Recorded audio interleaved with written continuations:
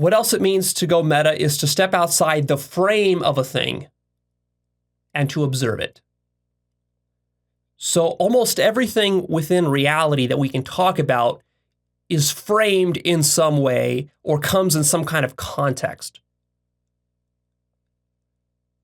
Like when you're playing a video game, the frame of the game is the game world, and we might say the TV screen that's displaying the video game. Or if you're watching a movie at the theater, the frame is the screen that's being projected upon. And then to break out of that, that would be to go meta. Another term for this is called breaking the fourth wall.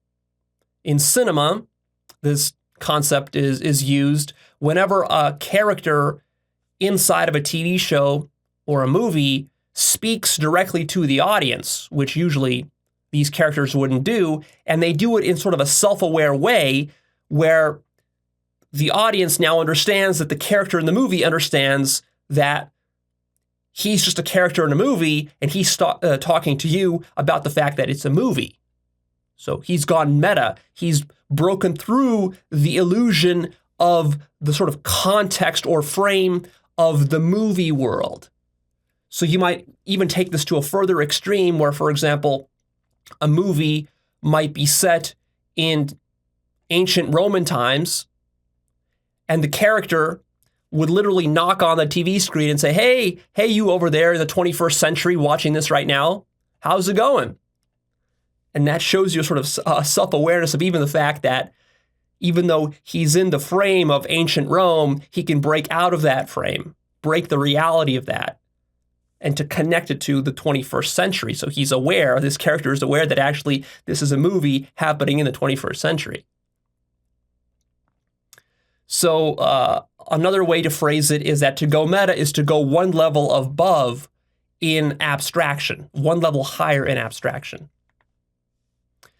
Perhaps the best way to illustrate this is imagine if you were playing Super Mario Brothers on your TV and Mario all of a sudden woke up inside of Super Mario World. He knocked on the screen and he started having a conversation with you about the fact that, hey, I'm Mario and I'm made of pixels and I was programmed by Nintendo programmers, and yet here I am running around in this world, and I know you're outside playing me, and I'm aware that I'm just a character of pixels in this pixel world, but I'm also cognizant that you're playing me, and you're some other entity sitting outside of me, observing me, and here we are. That would be a very radical level of going meta. And you would see that if that happened to you, just imagine for a moment that that actually happened to you the next time you were playing a video game. Imagine how shocked you would be.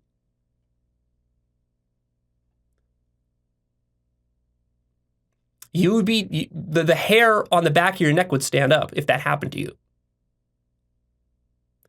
And it's not outside the realm of possibility that this will happen. I mean, of course, not with the old school Mario games, but in a future Mario game, maybe in 50 years, in 100 years, something like this is feasible. Can you start to see how powerful that is and why this concept of going meta could be so important and so significant? To give you a little further hint as to its power, imagine that you are like that Mario character right now. One who isn't aware. One who isn't able to go meta. Stuck inside the frame of Super Mario World.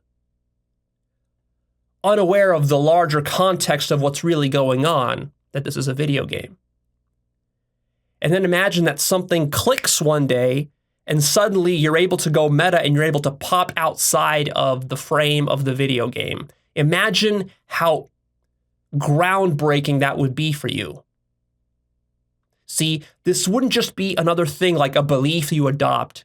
It wouldn't be some ideology like, oh, you became a conservative, or you became a liberal, or you adopted Islam, or you did some science. No. This would be a completely new dimension to reality that you didn't even know existed, and that none of the other characters in the movie or in the game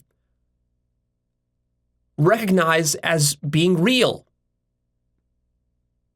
It's almost like entering the fourth dimension or the fifth dimension.